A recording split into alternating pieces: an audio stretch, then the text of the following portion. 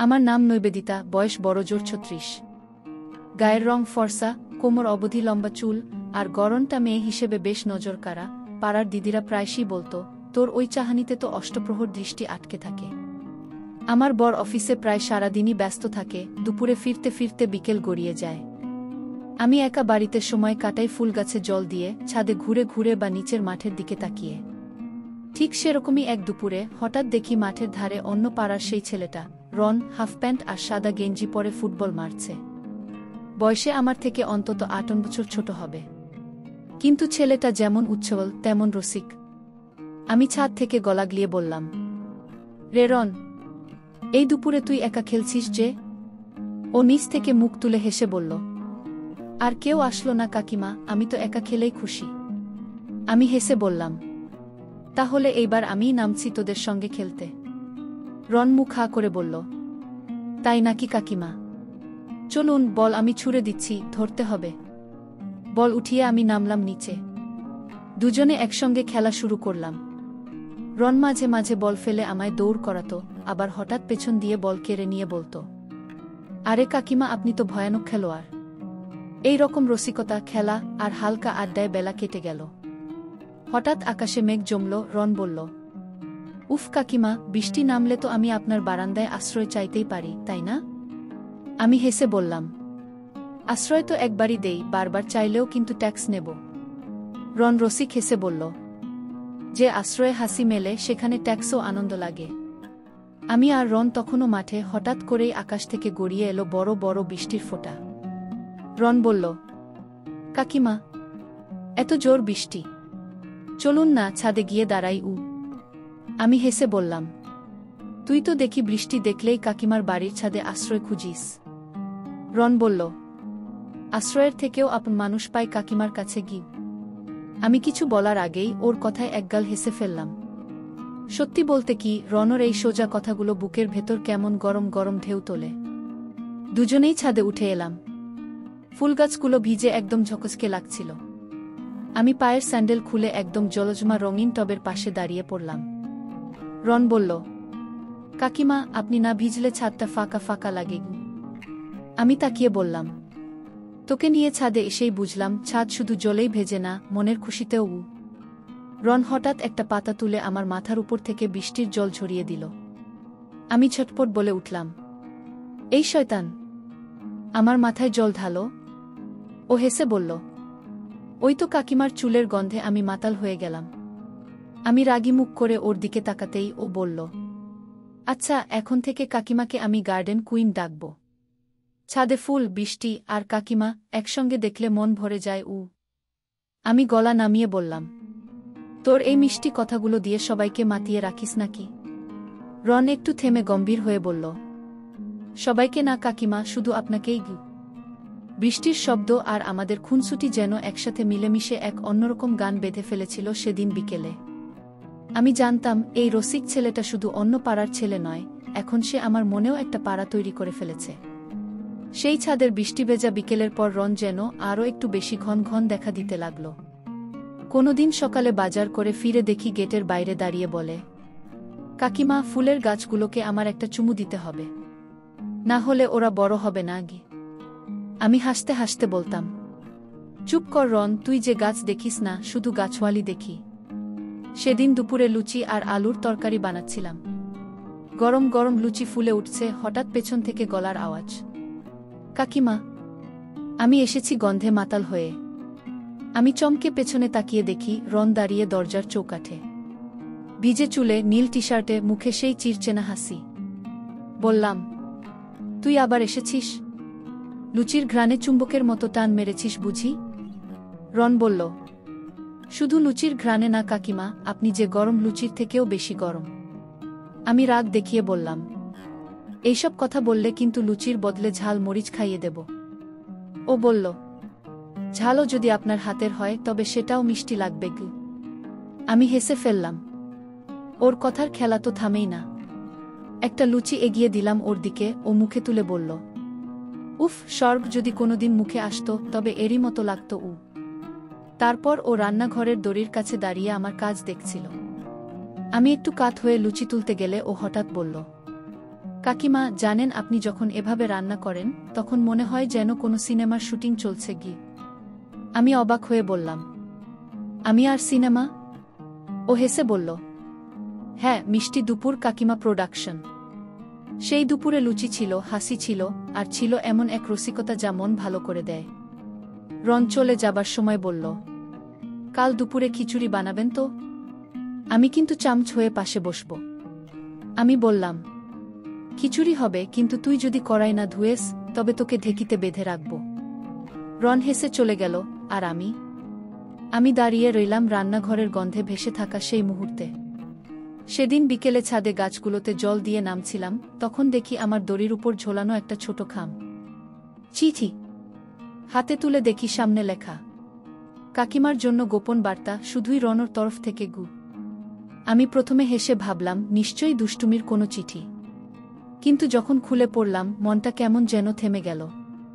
চিঠিতে লেখা ছিল, কাকিমা, আপনি জানেন আমি কোনোদিন ঠিক করে কাউকে মন খুলে কিছু বলতে পারি না, কিন্তু আপনি এমন একজন যার সামনে আমার সব বাঁধ ভেঙে যায়।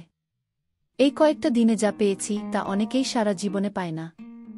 আপনি শুধু আমার কাকিমা নন, আপনি আমার দুপুরের ছায়া, বিকেলের রোদ, আর সকালবেলার চায়ের মতো আপন, সহজ, শান্ত, আর অদ্ভুত রকমের কাছে। যদি আপনি কখনো আমাকে মনে রাখেন তবে শুধু এইটুকু জানবেন, আপনার হাসি আমার জন্য আশীর্বাদ। রন। চিঠি পড়ে আমি এক মুহূর্ত দাঁড়িয়ে রইলাম, যেন হৃদয়ের কোথাও একটা জায়গায় নরম করে হাত বুলিয়ে দিয়ে গেল সেই শব্দগুলো। আমি জানতাম রন মজার, হাসি খুশি, রসিক, কিন্তু এইরকম অনুভব যে ওর মধ্যে লুকিয়েছিল সেটা কল্পনাও করিনি। সেই সন্ধে বারান্দায় দাঁড়িয়ে থাকতেই রন নিচ থেকে বলল, চিঠি কি পড়লেন কাকিমা? আমি চোখ নামিয়ে বললাম, পড়েছি। এখনো ভাবছি উত্তর লিখব কি না গে। রন হেসে বলল, উত্তর না দিলেও চলবে, শুধু কাল একটু বেশি হেসে কথা বললেই আমি বুঝে নেব গু। আমি আর কিছু বললাম না, শুধু হেসে মাথা নেড়ে ছাদ থেকে নেমে এলাম। সেই রাতে ঘুমুতে পারছিলাম না, মাথার ভেতর ঘুরছিল রনর সেই হাতে লেখা শব্দগুলো। কে জানে এই অন্য পাড়ার ছেলেটার মধ্যে এতটুকু নরম মন আমি আগে দেখিনি, আর এখন যেন না দেখেও চোখে দেখতে পাচ্ছি। সেই চিঠির পর রন কয়েকদিন একটু চুপচাপ ছিল, আর আমিও যেন ওর চোখের দিকে তাকাতে ভয় পেতাম। কিন্তু সেই চুপকু যেন আর বেশিদিন স্থায়ী হল না। এক দুপুরে রান্নাঘরে দাঁড়িয়ে লাউয়ের তরকারিতে সর্ষে বাটা দিচ্ছি, এমন সময় পেছন থেকে হালকা এক গন্ধ এলো, বেলি ফুলের। ঘুরে দেখি রন দাঁড়িয়ে, হাতে একটা ছোট মালা, আর মুখে সেই দুষ্টু মিষ্টি হাসি। আমি একটু অবাক হয়ে বললাম, এই দুপুরে মালা হাতে? আবার কি চাল চলছে রনবাবু? রন বলল, আজ পূর্ণিমা না কাকিমা?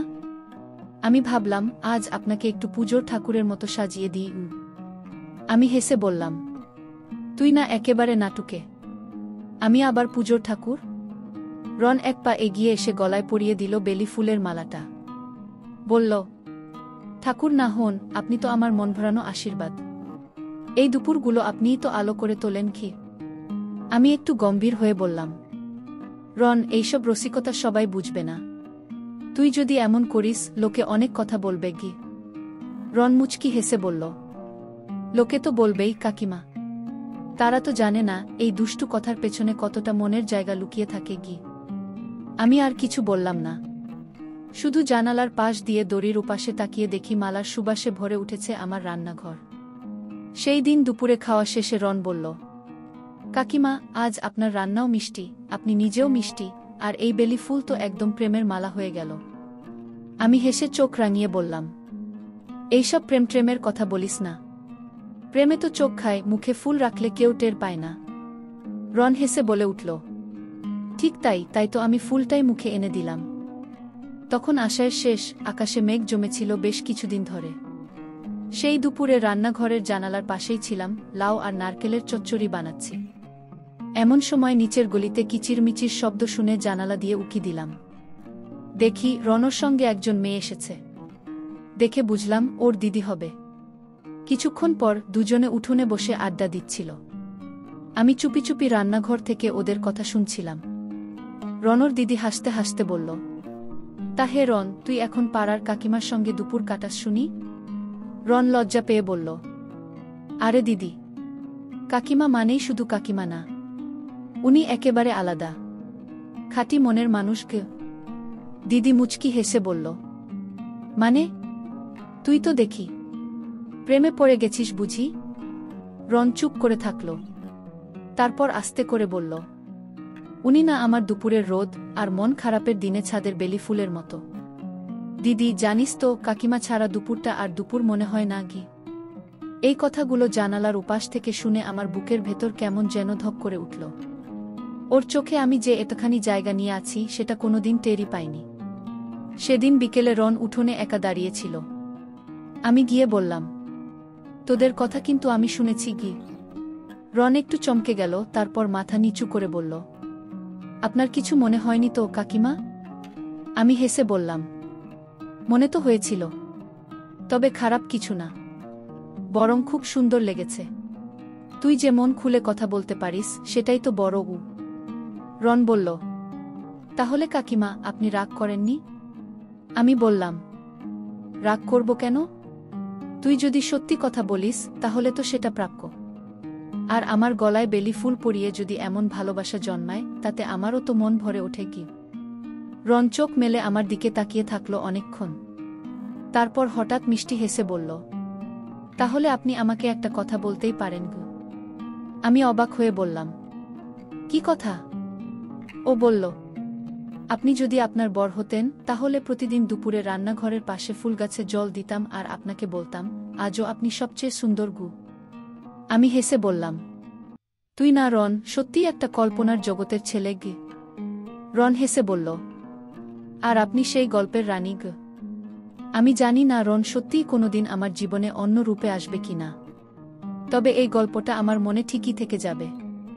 একটা গরম দুপুর, একরাশ বেলি ফুল, আর এক অন্য পাড়ার ছেলে। বন্ধুরা, ভিডিওটি কেমন লাগলো অবশ্যই জানিও লাইক করে। আর এই ধরনের ভিডিও দেখতে হলে লাইক ও শেয়ার করে চ্যানেলটি সাবস্ক্রাইব করে পাশে থেকো, যাতে পরবর্তী ভিডিওর নোটিফিকেশন খুব সহজেই পেয়ে যাবে। ভালো থাকবেন, সুস্থ থাকবেন, দেখা হবে পরের এক ধামাকাদার ভিডিওর সাথে।